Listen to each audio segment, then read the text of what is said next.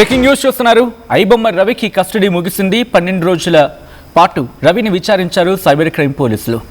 3 ఏళ్లలో రవి 13 కోట్లు సంపాదించినట్లు గుర్తించారు పోలీసులు.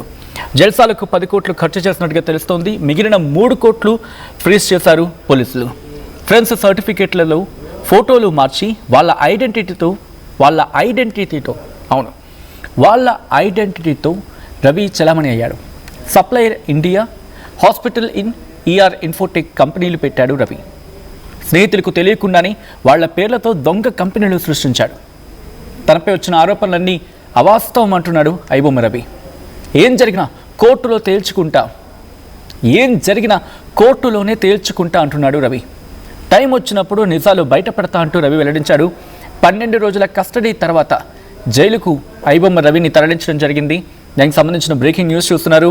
కొద్దిసేపటి క్రితం ఈ అంశానికి సంబంధించి బిగ్ డెవలప్మెంట్ కింద చెప్పుకుంటున్న క్రమం ఐబొమ్మ రవి విషయంలో ఏం జరుగుతోంది?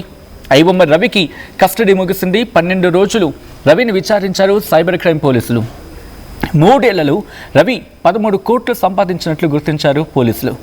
జల్సాలకు 10 కోట్ల రూపాయలు ఖర్చు చేసినట్టుగా తెలుస్తోంది. మిగిలిన 3 కోట్లు ఫ్రీజ్ చేయడం జరిగింది. ఫ్రెండ్స్ సర్టిఫికేట్లతో, అంటే వాళ్ళ సర్టిఫికేట్లలో ఫోటోలు మార్చి వాళ్ళ ఐడెంటిటీతో రవి చలామణి అయిన సందర్భం. ఇక supplier India, hospital in ER Infotech కంపెనీలు సృష్టించాడు రవి. స్నేహితులకు తెలియకుండానే వాళ్ల పేర్లతో దొంగ కంపెనీలు ఏర్పాటు చేశాడు. తనపై వచ్చిన ఆరోపణలన్నీ అవాస్తవం అంటున్నాడు ఐబొమ్మ రవి. ఏం జరిగినా కోర్టులోనే తేల్చుకుంటా అంటున్నాడు.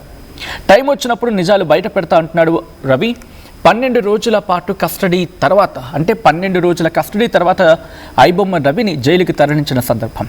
డీటెయిల్గా మాట్లాడుకునే ప్రయత్నం చేద్దాం. అసలు ఎటువంటి ఇన్వెస్టిగేషన్ జరుగుతోంది, ఎటువంటి డెవలప్మెంట్స్ ఉన్నాయి, డీటెయిల్ ఇన్ఫర్మేషన్ అందించేందుకు మా ప్రతినిధి పవన్ సిద్ధంగా ఉన్నారు. పవన్, ఐబొమ్మ రవి విషయంలో ప్రస్తుతం ఇన్వెస్టిగేషన్ ఎంతవరకు వచ్చింది, ఎటువంటి డెవలప్మెంట్స్ ఉన్నాయి? సచిన్, తెలుగు రాష్ట్రాల్లో సంచలనం రేకెత్తించిన పైరసీ వెబ్సైట్ నిర్వాహకుడు ఐబొమ్మ రవి కేసులో మరో ట్విస్ట్ బయటపడింది. బెంగళూరుకు చెందిన ప్రహ్లాద్ ఎల్లేలా అనే సాఫ్ట్వేర్ ఇంజనీర్ గుర్తింపును దొంగలించాడు ఈ ఇమ్మడి రవి. అతడి పేరుతో ఆధార్, పాన్ కార్డ్, అలాగే డ్రైవింగ్ లైసెన్స్ కూడా ఓపెన్ చేయడం జరిగింది. ప్రస్తుతం హైదరాబాద్ సైబర్ క్రైమ్ పోలీసులు కస్టడీలో ఉన్న ఐబొమ్మ రవిని విచారించినప్పుడు ఈ విషయం అయితే వెలుగులోకి రావడం జరిగింది. ప్రహ్లాద్ వివరాలతోనే కరేబియన్ దీవుల్లోని సెయింట్ కిట్స్ అండ్ నేవీస్ దేశ పౌరసత్వాన్ని కూడా తీసుకున్నాడు ఈ ఇమ్మడి రవి. ఐబొమ్మ వెబ్సైట్ కి ముందే hospitals.in అలాగే supplies.in అనే పేరుతో రవి 2 వెబ్సైట్లు అయితే ప్రారంభించడం జరిగింది. ఒకటి ప్రసాద్, రెండోది ప్రహ్లాద్ పేరుతో రిజిస్టర్ అయితే చేయించుకోవడం జరిగింది.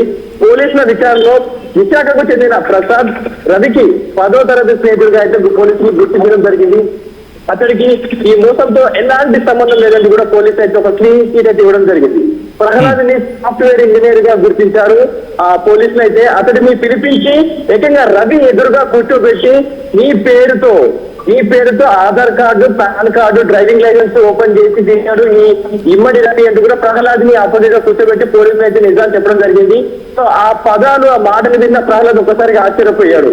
సో ఆ ప్రహ్లాద్ చెప్పుకుంటూ రావడం జరిగింది. 2016లో అమీర్పేటలో సాఫ్ట్వేర్ కోర్సులు నేర్చుకుంటున్నప్పుడు రవి అతడికి తెలియకుండా ఈ గుర్తింపు పత్రాలు, ఇతర డాక్యుమెంట్లు అయితే కొట్టేశాడు అంటూ కూడా ప్రహ్లాద్ చెప్పుకుంటూ వచ్చాడు. స్నేహితుడే కదా అని నమ్మిన పాపానికి అతని ఐడెంటిటీను, అతని డాక్యుమెంట్స్ అన్ని ఉపయోగించుకొని తన సర్టిఫికెట్లలో ఫోటోస్ మార్చుకొని అదే సర్టిఫికెట్స్ పెట్టుకొని విదేశాల్లో కొత్త ఐడెంటిటీ, కొత్త గుర్తింపును తీసుకొని ఎదురెచ్చగా సాగుతూ ఉన్నాడు. సో పోలీసులు మొత్తానికి ఐబొమ్మ రవి గుర్తు రద్దు చేయడం జరిగింది. సో ఇప్పుడైతే ప్రస్తుతానికి కోర్టు విచారణ తర్వాత మళ్ళీ తిరిగి అతని జైలుకి అయితే పంపడం జరిగింది.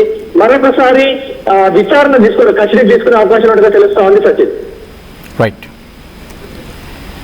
Right Pavan, thanks for the update. మొత్తంగా అయితే మాత్రం ఇటు పోలీసుల విచారణ వేగవంతమవుతోంది. రోజుకి ఐబొమ్మ రవి విషయంలో కీలకమైన డెవలప్మెంట్ చోటు చేసుకుంటున్న పరిస్థితి. అనదర్ డెవలప్మెంట్ న్యూస్ మీరు చూడడం జరుగుతోంది RTV స్క్రీన్ మీద. ఇటు ఐబొమ్మ రవి ఇన్వెస్టిగేషన్ కొనసాగుతోంది. ఐబొమ్మ రవికి కస్టడీ ముగిసింది. ఇంకోసారి 12 రోజులు రవిని విచారించడం జరిగింది సైబర్ క్రైమ్ పోలీసులు. 3 ఏళ్లలో రవి 13 కోట్లు సంపాదించినట్లు గుర్తించారు పోలీసులు. జల్సాలకు 10 కోట్ల రూపాయలు ఖర్చు చేశాడు. మిగిలిన 3 కోట్లను కూడా ఫ్రీజ్ చేయడం జరిగింది పోలీసులు. ఫ్రెండ్స్ సర్టిఫికేట్లలో ఫోటోలు మార్చి, అంటే వాళ్ళ సర్టిఫికేట్స్ ఉంటాయి కదా, వాళ్ళ సర్టిఫికేట్స్లలో వాళ్ళ ఫోటోలు తీసి తన ఫోటోను మార్ఫింగ్ కావచ్చు, వాడు ఇట్ మేబీ ఆ ఫోటోలు పెట్టి వాళ్ళ ఐడెంటిటీతో రవి చలామణి అయినాడని చెప్పి రవి చలామణి అయ్యాడనేది గుర్తించినట్టుగా తెలుస్తోంది. సప్లైర్ ఇండియా, హాస్పిటలింగ్, ఈఆర్ ఇన్ఫోటెక్ కంపెనీలు పెట్టాడు రవి.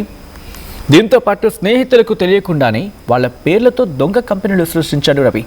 తనపై వచ్చిన ఆరోపణలన్నీ అవాస్తవం అంటూ చెప్పుకొచ్చాడు.